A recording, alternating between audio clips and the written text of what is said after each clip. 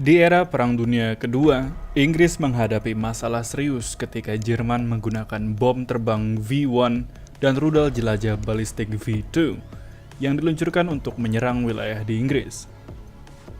Tentu saja pihak Royal Artillery dan Royal Air Force berkewajiban untuk menetralisir ancaman ini. Pada era ini, Royal Artillery memiliki standar senjata anti-udara jenis QF 3.7 inch AA gun yang dikomposisikan dengan beberapa unsur, yaitu radar chain home, barrage balloons, RAF fighter, dan lainnya. Berdasarkan pengalaman Royal Artillery dan Royal Air Force, bom terbang V1 cukup mudah untuk dinetralisir. Berbeda dengan V2 yang berupa SRBM atau Short Range Ballistic Missile yang dapat mencapai ketinggian 206 km dari permukaan bumi, sehingga sangat mustahil untuk dihentikan. Apalagi kecepatan impact-nya mencapai 2.880 km per jam. Pada akhirnya, roket V2 telah memakan belasan ribu korban jiwa dan banyak merusak fasilitas sipil maupun militer. Seiring berjalannya waktu dan perkembangan teknologi, tentu saja ancaman rudal balistik semakin besar semenjak Perang Dingin dan perlombaan senjata antara negara adidaya Amerika dan Uni Soviet. Meskipun Uni Soviet sudah membubarkan diri, masih terdapat ancaman rudal balistik lainnya. Apalagi dengan kembalinya proliferasi IRBM semenjak kadaluarsanya INF Treaty, membuat sistem Hanud ABM semakin relevan. Dengan kesimpulan tersebut, kami akan membahas bagaimana perkembangan teknologi anti-rudal balistik, bagaimana dengan kapabilitas dari sistem Hanud tersebut, dan yang terpenting adalah apakah TNI membutuhkannya di masa depan. Mari kita simak bersama-sama.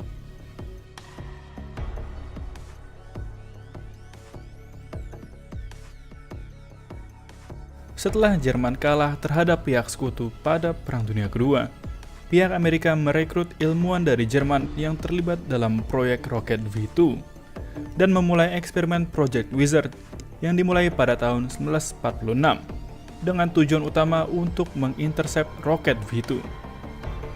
Dalam proyek tersebut, terlahirlah rudal anti-balistik pertama, yaitu LIM-49 Nike Zeus. Akan tetapi, proyek Nike Zeus dibatalkan karena kritikan dari petinggi US Air Force, terkhususnya mereka yang membawahi program senjata nuklir. Mereka berargumen bahwa akan lebih efisien dan murah untuk membangun lebih banyak senjata nuklir daripada Nike Zeus. Hal ini diyakini oleh petinggi US Air Force sebagai jaminan untuk mutual assured destruction atau sama hancur bila meluncurkan senjata nuklir.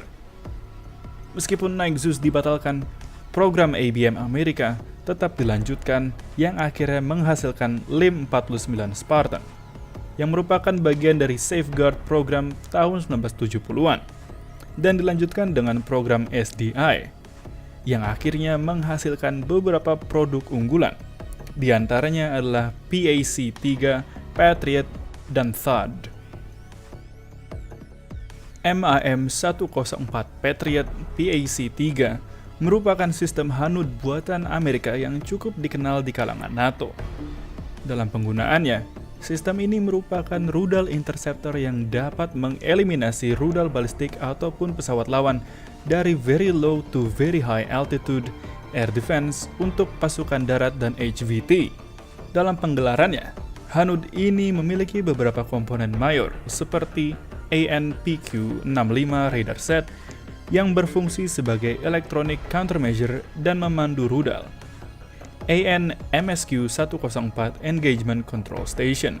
Sesuai dengan namanya, unit ini merupakan pusat dari baterai penembakan Patriot. OE-349 Antenna Mast Group berfungsi sebagai komunikasi dan counter jammer. EPP-3 Electric Power Plant. Alat ini merupakan sumber tenaga dari ECS dan radar. M901 Launching Station, yang merupakan peluncur dari PAC-3 itu sendiri. kanister dari PAC-3 terdiri dari 4 buah rudal. Dengan ini, sistem peluncur dari PAC-3 memiliki 16 rudal secara keseluruhan. Rudal PAC-3 memiliki 2 cara kerja dan tergantung target apa yang diintercept. Bila mana target merupakan ballistic missile, maka PAC-3 menggunakan sistem hit to kill atau menghancurkan target dengan energi kinetiknya sendiri. Apabila targetnya sebuah pesawat atau cruise missile, PAC-3 memiliki fitur Lethality Enhancer. Fitur ini bekerja dengan cara mendetonasikan rudal di dekat targetnya sehingga 24 fragmen yang berada di dalam PAC-3 dapat dilontarkan ke arah target. Patriot sendiri telah berkiprah di medan perang sejak Gulf War 1991 hingga saat ini, meskipun yang digunakan bukanlah PAC-3 secara keseluruhan. Dengan tingkat kesuksesan intercept target mencapai 97%, hal ini sudah cukup membuktikan bahwa letalitas dari Patriot tidak dapat diremehkan. Apalagi PAC-3 memiliki seri munisi MSI yang memiliki motor roket lebih besar dan lebih lincah. THAAD atau Terminal High Altitude Area Defense merupakan sebuah sistem anti-rudal balistik dari Lockheed Martin, Amerika, yang didesain untuk mengeliminasi rudal balistik jenis short, medium, dan intermediate range pada fase terminal dan mengintercept dengan cara hit to kill. Rudal THAAD memiliki jarak estimasi 200 km dan dapat mencapai ketinggian maksimal 150 km. Berbeda dengan sistem Hanud MAM-104 Patriot yang memiliki hulu ledak untuk menghancurkan target, rudal dari THAAD tidak diberikan hulu ledak melainkan hanya memanfaatkan energi kinetiknya untuk menghancurkan target. Hal ini dilakukan sehingga meminimalisir terjadinya ledakan pada warhead target. Dalam penggelaran di lapangan, sebuah baterai THAAD dilengkapi dengan 6 truk peluncur dengan 2 TOCs dan sebuah GBR AN-TPY-2. Radar ini merupakan long range, very high altitude active digital antenna array X-band yang dapat mengendus target sejauh 4.700 km. Radar ini nantinya dapat beroperasi bersamaan dengan sistem Aegis dan Patriot, sehingga dapat membentuk pertahanan anti udara berlapis. Dari pihak Lockheed Martin sendiri, mengungkapkan bahwa ada kemungkinan Missile Defense Agency tertarik untuk membiayai program THAAD-ER. Sejauh ini, sistem THAAD telah dijual dan digunakan oleh Amerika, Uni Emirat Arab, dan Arab Saudi. Perlu diketahui, sistem pertahanan udara THAAD sangatlah mahal.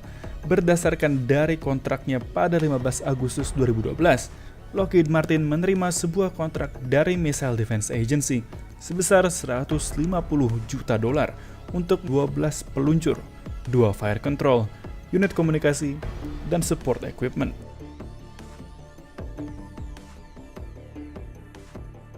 S-400 merupakan sistem Hanud buatan Almaz Central Design Bureau Russia. Sistem Hanud ini merupakan mobile multi-channel air defense missile system yang dapat mengeliminasi berbagai macam target, terkhususnya rudal balistik. Terdapat beberapa komponen utama dari S-400, yaitu 55K6E Combat Control Post yang digunakan untuk memonitor, memanajemen, memproses berbagai macam data untuk mengontrol, menyediakan, dan menerima informasi dari data link dan radar yang nantinya akan diteruskan ke TEL. 91N6E Radar Complex yang digunakan untuk mensupport Combat Control Post dalam penyediaan data target dan membedakan teman atau lawan. 92N6E Multifunctional Radar yang berfungsi untuk mencari dan mendeksinasi target secara otomatis meskipun dalam kondisi terjamming baik pasif ataupun aktif. Transporter Erector Launcher yang berfungsi sebagai platform peluncur rudal. Dalam penggelarannya, sistem S-400 memiliki mobilitas yang jauh lebih tinggi daripada pesaingnya, dikarenakan TEL, MFR, dan radar kompleks dapat digelar dan siap tembak dalam waktu 5 menit. Perlu diketahui juga, S-400 memiliki beberapa jenis rudal yang disesuaikan dalam penggunaan atau ancamannya. Tidak hanya berbasis darat, Angkatan Laut Rusia juga telah menggunakan rudal S-400 pada Kirov-class battle cruiser. Sejauh ini, S-400 masih belum menunjukkan ketajaman taringnya di medan perang, meskipun telah digelar di Syria sejak 2017 lalu. Sistem Hanud ini juga telah diekspor ke berbagai negara lain, mulai dari China, Turki, dan India. Berdasarkan dari kontrak pembelian S-400 Turki, pemerintah Turki telah menggelontorkan dana sebanyak 2,5 triliun dolar untuk 4 baterai dan 192 buah rudal. Aegis BMD merupakan sebuah program yang dibawa oleh Missile Defense Agency dan US Navy yang memberikan kapal-kapal cruiser dan destroyer untuk memiliki kemampuan operasi BMD.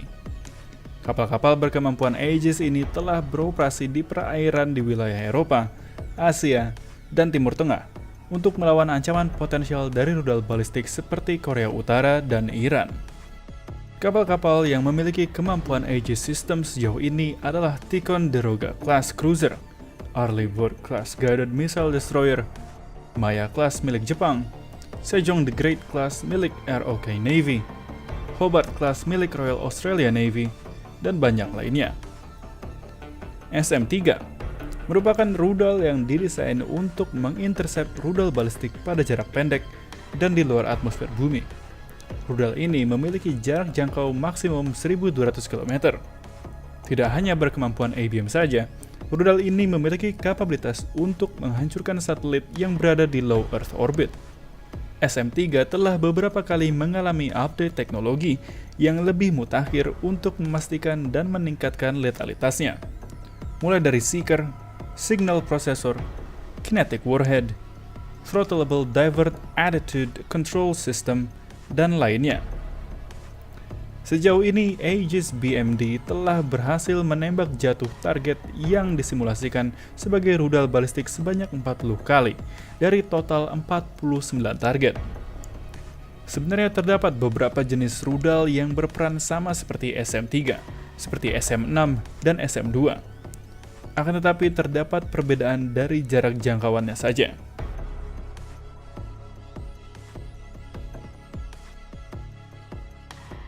Aster 30 merupakan Hanud ABM buatan dari MBDA Prancis dan Italia yang bekerja sama dengan Thales Group. Rudal ini juga telah diimplementasikan pada Ground Based Area Defense dari Eurosam dengan SAMPT. Dalam pengujiannya, Aster 30 telah berhasil mengintersep rudal balistik Black Sparrow milik Israel. Dan hal ini merupakan uji coba pertama kalinya untuk sebuah target balistik, dikarenakan sebelumnya Aster 30 hanya menjatuhkan target drone. Sejauh ini, Aster 30 telah diadopsi oleh beberapa negara seperti Inggris, Singapura, dan beberapa negara lain yang menggunakan konfigurasi kapal frame. Bila mana tidak ada kendala, dapat dipastikan Iver Huitfeldt milik TNI Angkatan Laut akan memiliki kapabilitas ABM bila mana tidak ada perubahan pada konfigurasi misil anti-udaranya. Nantinya, rudal ini akan dibantu oleh radar NS-200 dari Thales.